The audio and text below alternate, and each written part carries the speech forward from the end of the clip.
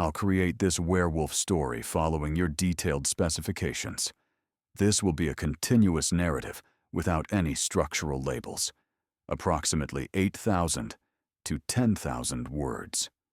What happens when the weakest wolf in the pack speaks a truth no one wants to hear? For Alara Moonwhisper, life had always meant silence. As the only Omega in the Silvercrest pack, she'd learned early that her voice carried no weight in council meetings, that her opinions dissolved like morning mist when alphas spoke. She served. She obeyed. She survived. Her days were filled with tending the pack's younglings, preparing meals for ceremonies, and keeping her eyes lowered when warriors passed. But when she stood before 500 wolves at the Harvest Moon ceremony and dared to speak against Alpha Daemon Blackthorn's claim to be her fated mate, everything changed. And what happens next? No one was prepared for. The scent of lavender and morning dew that always clung to Alara's skin seemed to wither as she stood in the center of the ceremonial grounds. Torches blazed in a perfect circle around her, casting dancing shadows across the assembled pack. Alpha Daemon stood before her, his scent of forest and embers and ozone overwhelming in its intensity, his steel-gray eyes cold as winter stone. "You dare refuse me?" His voice carried to every corner of the grounds, amplified by his alpha command. "You, an Omega, refuse the greatest honor your pathetic bloodline could ever achieve?" Ilara's hands trembled, but she kept her chin raised. The mate mark on Daemon's neck glowed faintly. Not for her. Never for her. She'd seen it earlier that week, shining for Vivian Ashford, and the beta female with cinnamon and iron in her scent and ambition burning in her amber eyes. Yet here Daemon stood, claiming the moon goddess had chosen Alara as his mate. That ancient law demanded she accept. "The bond isn't real," Alara said, her voice barely above a whisper, but somehow carrying in the sudden silence. "You're trying to use me to—" "Silence!" Daemon's roar shook the autumn leaves from nearby trees. Power washed over the crowd, forcing heads to bow, knees to buckle. Only Alara remained standing, though her wolf whimpered within her, so small and frightened it could barely be felt. "You question my word? You question the moon goddess herself?" Beta Marcus stepped forward, the pack's record keeper, his weathered face troubled. "Alpha, perhaps we should—" "Should what?" Daemon cut him off. "Do you allow an Omega to make a mockery of sacred traditions? To call her Alpha a liar before the entire pack?" Alara's mother, Liana, pressed through the crowd, her father Garrett close behind. For a moment, hope flickered in Alara's chest. They would speak for her. They would. "She has always been difficult," Liana said, her voice breaking. The scent of shame rolled off her in waves. "We apologize, Alpha. We tried to raise her properly, but she's defective," Garrett finished, unable to meet his daughter's eyes. "An Omega who doesn't know her place." The words hit harder than any physical blow.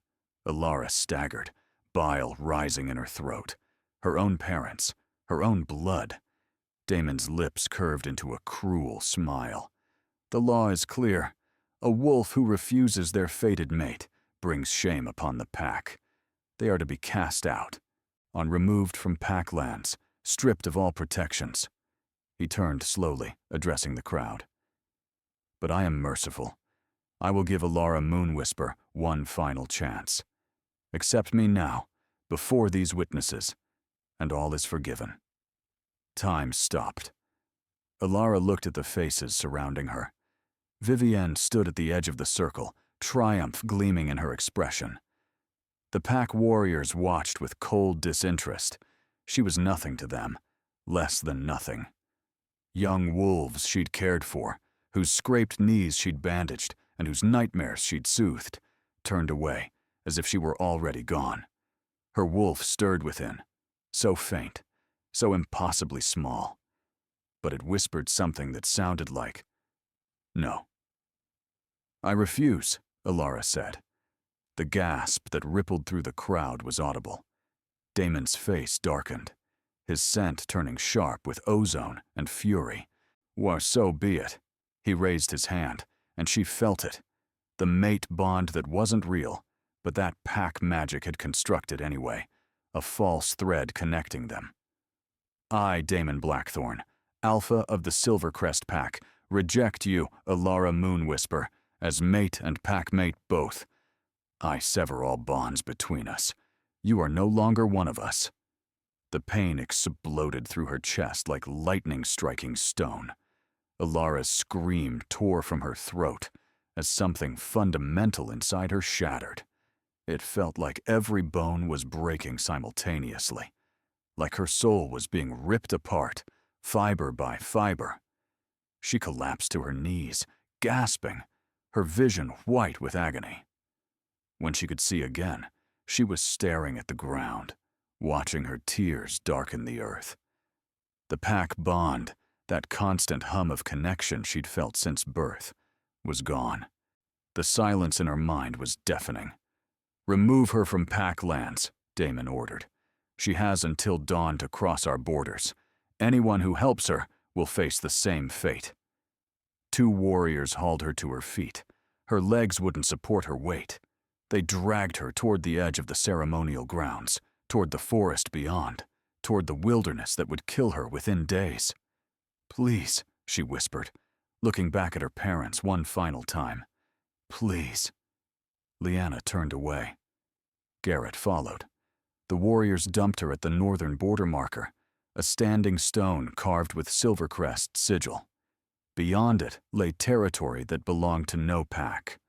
Rogue lands, where lone wolves who'd been cast out like her either died or went mad.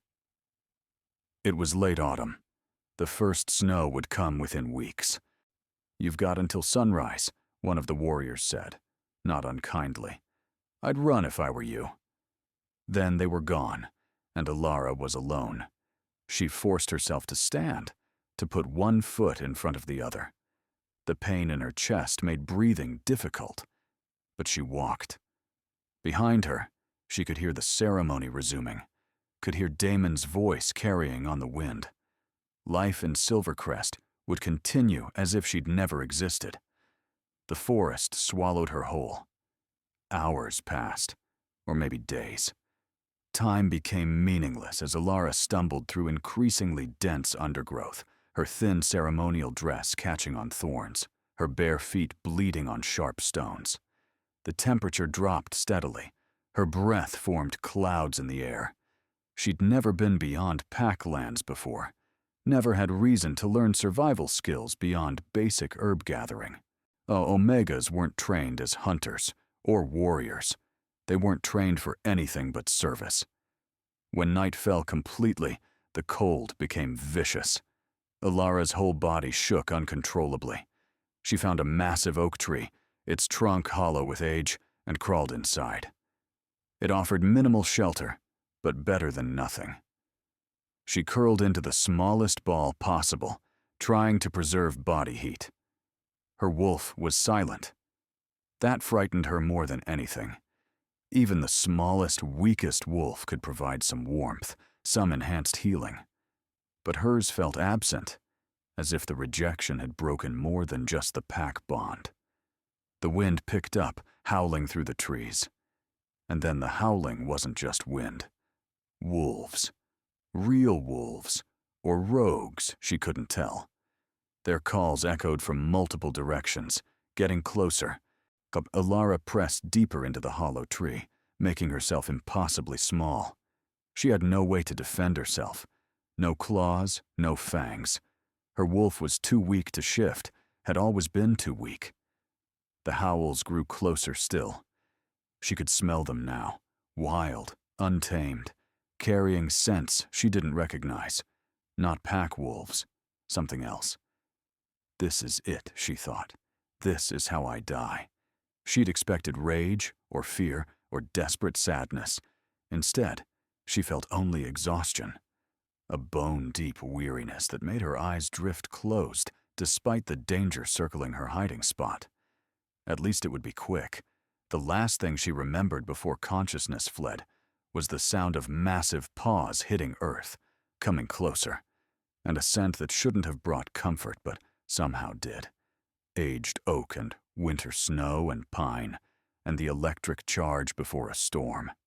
When Alara woke, she was warm. That was the first impossible thing. The second was that she was still alive. She opened her eyes slowly, expecting to see the inside of the hollow tree, expecting cold and darkness. Instead, firelight flickered across rough stone walls. She was lying on something soft, furs, she realized, thick and luxurious. A fire crackled nearby in a crude hearth, and she was surrounded by wolves. Her heart seized. She tried to sit up, but her body screamed in protest. Every muscle ached. The movement must have alerted them because 10 massive heads turned toward her in perfect synchronization. 1, 2, 3, 4, 5, 6, 7, 8, 9, 10. 10 wolves, each easily twice the size of any Silvercrest warrior in wolf form. Their eyes gleamed in the firelight. Gold, silver, copper, green. They sat in a loose circle around her makeshift bed, completely still, watching. Alara's breath came in short, panicked gasps. "Please," she whispered. "Please.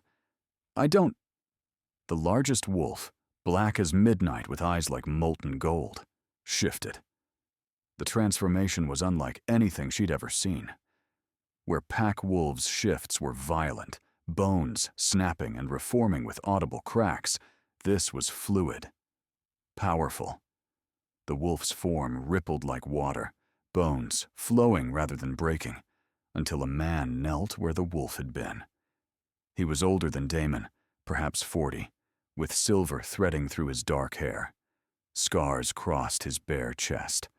Claw marks, bite marks, the evidence of countless battles. But it was his eyes that held her frozen. The same molten gold, filled with ancient knowledge and something that looked almost like relief. Easy," he said, his voice deep and resonant. "You're safe. You have my word." "Who?" Alara's voice cracked. "Who are you?"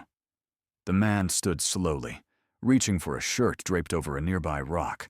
As he pulled it on, she noticed the others remained in wolf form, watching, waiting. "My name is Cale Stormborn. These are my brothers in arms." He gestured to the wolves around her. "The Shadow Guard. And we've been waiting for you, Alara Moonwhisper, for a very long time." "That's impossible. I don't know you. I'm nobody." "You're wrong." Kyle moved closer, crouching beside her bed of furs so they were eye to level. His scent of aged oak and winter snow wrapped around her, and her wolf, her tiny, broken wolf, stirred for the first time since the rejection. "You are the Moonborn Matriarch. The prophecy spoke of you." "Prophecy?" Alara tried to laugh, but it came out as a sob. "I'm an Omega, the weakest classification. I can't even shift properly. There's no prophecy about me." A wave of power washed over the cave, gentle but unmistakable. One of the other wolves shifted, a woman with copper-red hair and eyes like green fire. She approached cautiously, kneeling on Alara's other side. "The prophecy is old," the woman said softly. "Older than any current pack. My name is Reyna." She gestured to the others. "The legends say, when the moon bleeds and the weakest falls, the matriarch will rise. She will be marked by lavender and dawn, bound in darkness, broken by betrayal. She will come when the packs forget the old ways, when might replaces right. And she will remind them what true power means." "I don't understand," Alara whispered. Cale's expression hardened. "Your parents bound your power when you were born. They used ancient magic, forbidden magic, to suppress your wolf, to make you appear as an Omega when you were born to be so much more." The words didn't make sense, couldn't make sense. Why would they do that? Fear. Another wolf shifted, a man with golden hair and silver eyes. I'm Thorin. Your parents saw your power as an infant and panicked. A female wolf born with matriarch potential threatens the established order. Alphas don't want to bow to anyone, especially not a woman. But the rejection, Ilara touched her chest, where the pain still lingered. It broke me. I felt everything shatter. It broke the binding, Reyna said gently. Why, that's why Daemon's rejection hurt so much more than a normal severing should. It wasn't just a false bond breaking. It was ancient magic shattering. Your power has been locked away for 23 years. Now it's free. Ilara's wolf stirred again, stronger this time. And for the first time in her life, she heard it. Truly heard it. A voice in her mind, clear as crystal, powerful as thunder. Finally, her wolf said, I thought I'd never reach you. Ilara gasped. I can hear you. Of course you can. The chains are broken. Now we can become what we were always meant to be. I don't know how, Ilara said aloud, tears streaming down her face. I've never shifted. I don't know what to do. Kyle's hand found hers, warm and steady. We'll guide you, but not tonight. You need to rest, to let your body adjust. The transformation will come when you're ready. Why are you helping me? The question burst from her before she could stop it. You don't know me. We've known of you since you were born, Kale said quietly. The Shadow Guard exists to protect the matriarch. We are bound by prophecy and choice. We've searched for 23 years, following signs and whispers, until the moon bled 2 nights ago during the eclipse. I thought that was just a lunar eclipse? Thorin grinned. The moon goddess has a sense of timing, everything aligned. The blood moon, your rejection, the binding breaking. You're here, you're alive, and now the real work begins. Over the following days, Ilara learned the truth about her past, piece by piece. The Shadow Guard's cave system was extensive and carved deep into a mountain that straddled the border between pack lands and rogue territory. Neutral ground. Ancient ground. The walls bore carvings that predated modern pack structures, showing wolves the size of horses, a woman with moonlight in her eyes, prophecies written in old script. Reyna translated them for her, patient and kind. The matriarchs were the original leaders, she explained, tracing the carved text with careful fingers.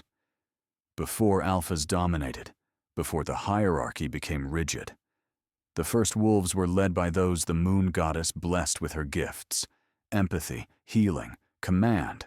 They maintained balance. But over centuries, physical strength became valued over wisdom. The matriarchs faded into legend. Until now, said Finn, another guard member who'd shifted to human form to help cook dinner. He had warm brown skin and eyes that sparkled with mischief. You're not just any matriarch. You're the prophesied one, the one who brings back the old ways. Ilara's wolf paced restlessly within her, growing stronger each day. The bindings breaking had unleashed something vast, but it was like trying to contain an ocean in a cup. She could feel the power pressing against her skin, demanding release. On the 4th night, Kale found her standing at the cave entrance, staring at the full moon. Can't sleep? He asked. I can feel her changing, Ilara said softly. My wolf. She's not small anymore. She's huge. It's frightening. The first shift always is. Kyle stood beside her, his warmth a comfort against the night chill. Especially one delayed this long. Your wolf has 23 years of growth to catch up on. What if I can't control it? Then we'll help you learn. He turned to face her fully, and something in his expression made her breath catch. Ilara, you need to understand something. The Shadow Guard, we're not just warriors. We're yours. Bound by prophecy, yes, But we choose this. We choose you. Every day, we choose you. The scent of emotion hung in the air between them, something warm and deep and terrifying in its intensity.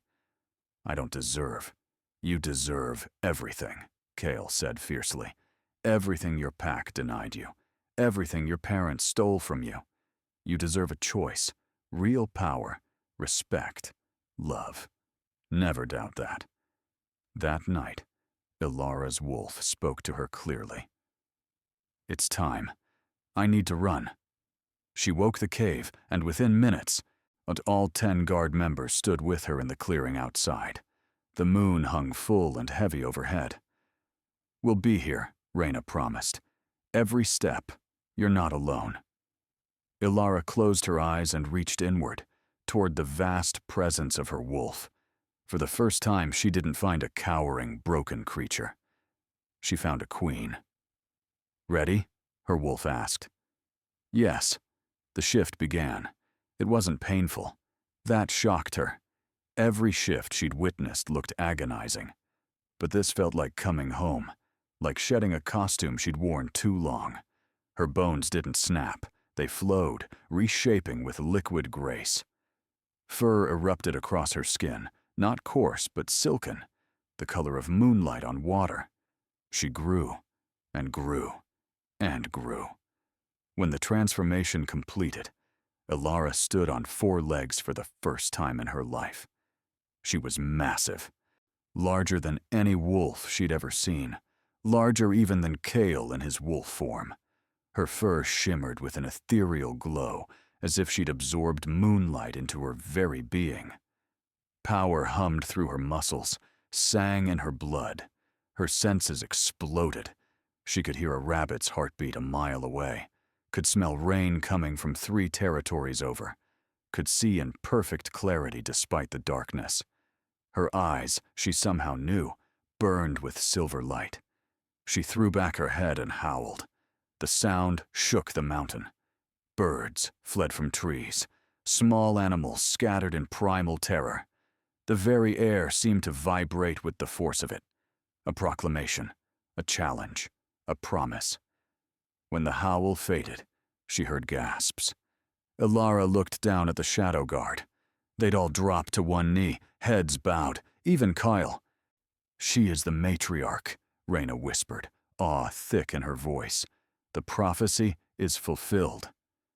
Ilara shifted back, the transformation just as smooth in reverse. She stood before them naked and glowing, power still crackling across her skin like electricity. Get up, she said, and her voice carried command she'd never possessed before. Please. You're my friends, not my subjects. Cale rose first, his eyes shining. You're both, Ilara. You're our friend, our matriarch, our... He stopped, as if catching himself before saying too much. Over the following weeks, Ilara trained relentlessly. The guard taught her to control her shifting, to move between forms as easily as breathing. But it was the other abilities that truly amazed her. She discovered she could feel emotions, not just sense them, but actually experience what others felt. When Finn cut his hand during weapons practice, she knew where it hurt and how much before he said a word. When she focused, she could ease the pain, channeling healing energy through touch. Empathy and healing, Reyna explained during one lesson. Classic matriarch gifts, but you're stronger than most. You could probably heal a fatal wound if you had to. The command ability proved trickier. Unlike an alpha's brute force domination, hers worked through connection. When she spoke with the intent to be obeyed, others felt compelled not through fear, but through an overwhelming sense that obedience was the right choice. It's consensual, Thorin explained. You can't force someone to do something they'd morally oppose. But you can rally troops, calm panic, unite quarreling parties. It's leadership through inspiration, but not intimidation. She bonded with each guard member individually, learned their stories, their scars, their hopes. Finn had been cast out for defending an Omega against an abusive Alpha. Thorin had walked away from his birth pack when they slaughtered rogue families for sport. Rhaena had lost her twin sister to pack politics and vowed never to bow to corrupt authority again. Each one had found their way to the Shadow Guard, drawn by prophecy and purpose. Each one became precious to her. But it was Chaol she found herself drawn to most often. His quiet strength, his unwavering support, the way he looked at her like she hung the moon and stars. The bond between them grew stronger each day. Not a fated mate bond, but something chosen, something built on respect and trust and growing affection. The prophecy doesn't mandate a mate, Chaol told her one evening as they watched the sunset. You're free to choose or not choose, as you wish. And if I choose you? Elara asked softly. His scent flooded with emotion, hope, desire, devotion. Then I would be the most honored wolf in existence. She kissed him as the sun disappeared below the horizon, and the bond snapped into place. Not fate. Choice, so much stronger for being freely given. That night, they sealed the bond under the watchful gaze of the moon, and Elara felt complete for the first time in her life. The peace didn't last. 6 weeks after her transformation, a rogue scout stumbled into Silvercrest territory. He'd been tracking prey and witnessed something impossible. An Omega who should be dead, very much alive, and leading 10 warriors the size of dire wolves. The news reached Daemon within hours. He mobilized immediately, rage making his decisions reckless. 25 warriors, Beta Marcus and Vivian Ashford, now bearing Daemon's mate, mark, and title of Luna. They crossed into neutral territory at dawn, tracking Elara's scent. The Shadow Guard smelled them coming miles away. 25 against 11, Finn said, checking his weapons with practiced ease. Hardly seems fair. For them. Elara stood in the clearing they'd chosen for the confrontation, her heart steady despite the coming violence. She wore leather armor the guard had crafted, her hair braided back, power humming just beneath her skin. This doesn't have to end in bloodshed, she said, if they'll listen to reason. They won't, Chaol said grimly.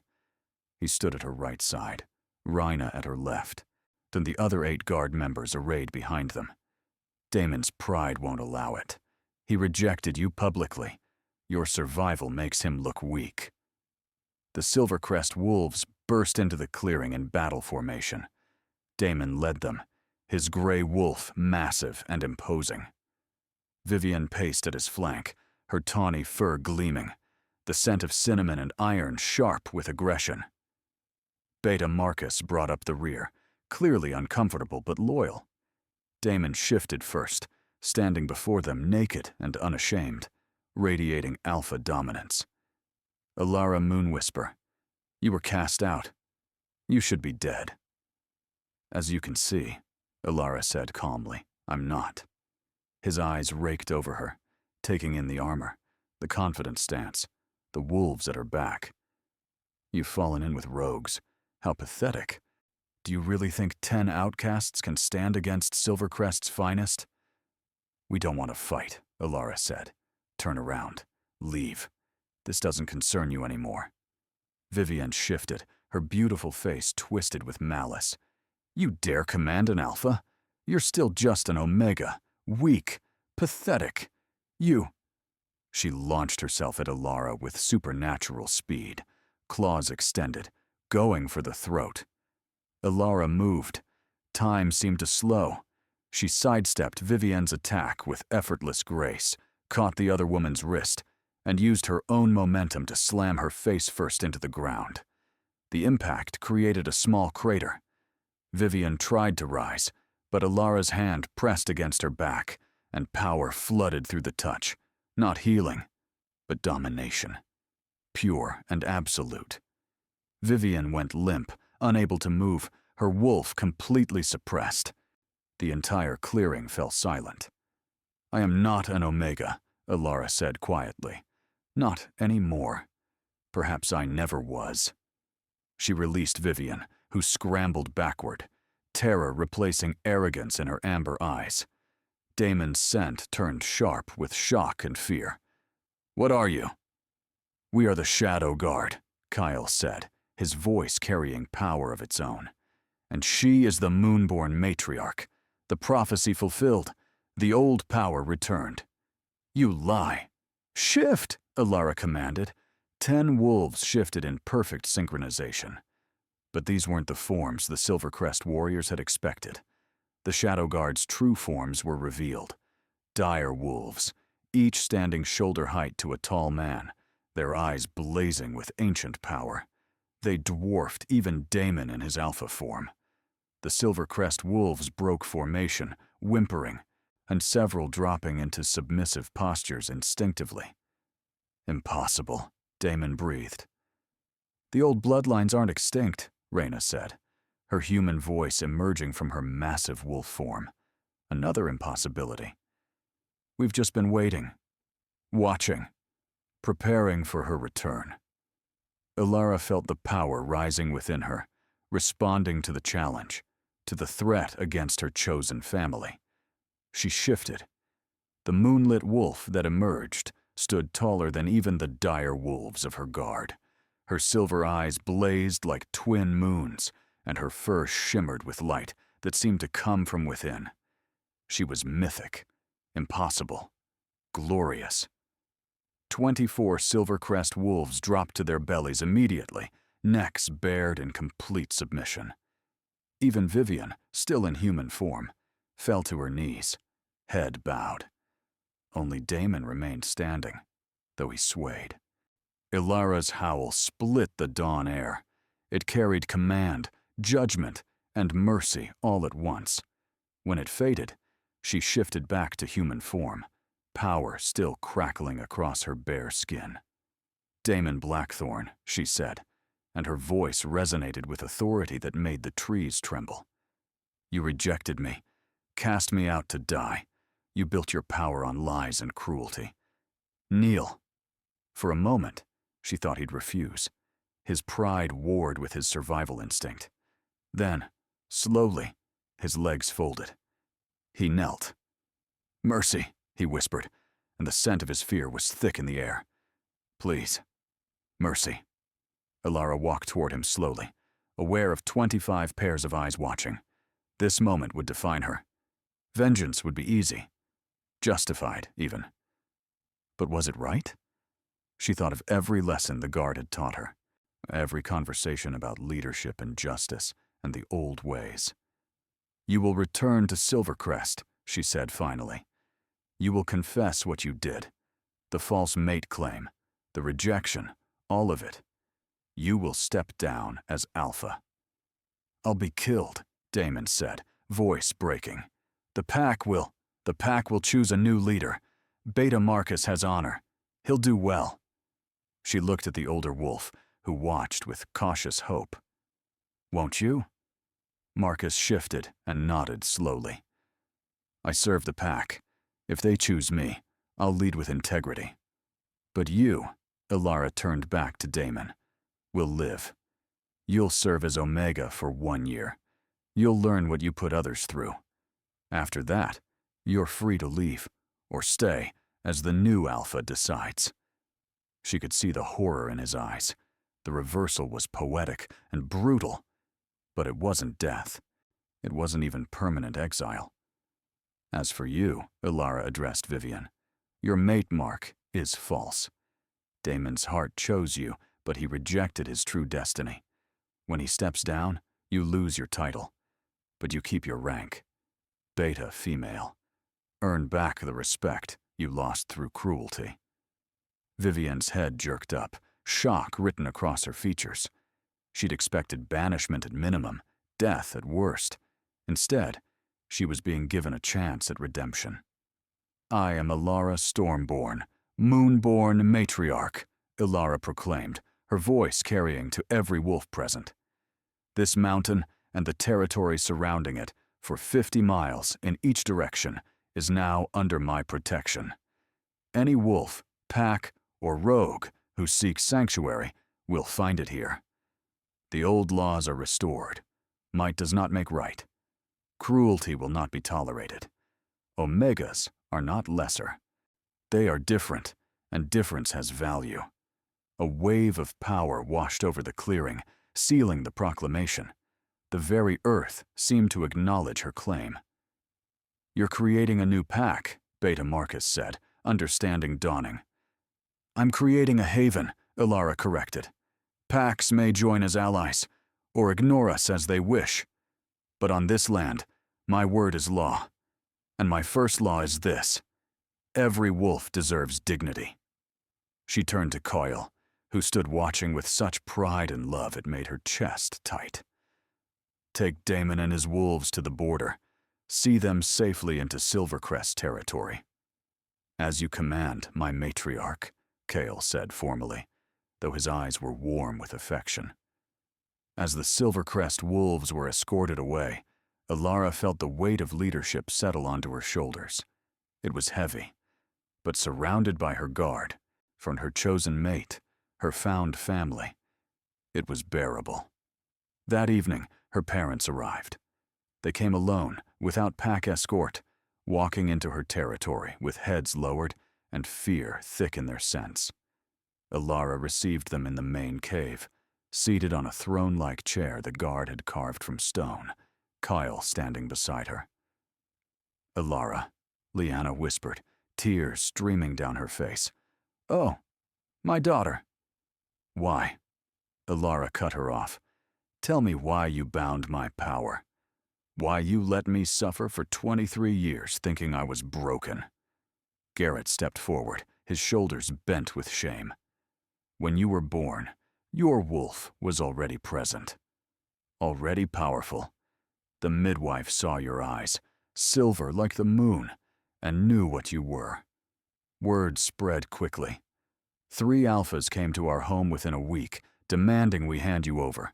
And they wanted to control you, to use your power for their own ends. We panicked." "We thought we were protecting you," Lyanna added. "The binding was supposed to be temporary, just until you were old enough to defend yourself. But the witch who performed it warned us. Breaking it would require intense pain, a severing of bonds.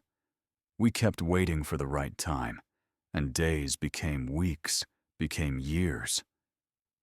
"And you became comfortable with having a weak daughter," Ilara said softly. "An Omega who needed your protection, who would never outshine you." Lyanna flinched as if struck. "Yes," she admitted. "Moon Goddess, forgive us. Yes. We told ourselves we were protecting you, but we were also protecting ourselves from the changes you'd bring." The silence stretched long and heavy. "I won't forgive you," Ilara said finally. "Not yet, or perhaps not ever. What you did shaped my entire life. Every moment of suffering, every humiliation, every time I felt broken. That's on you."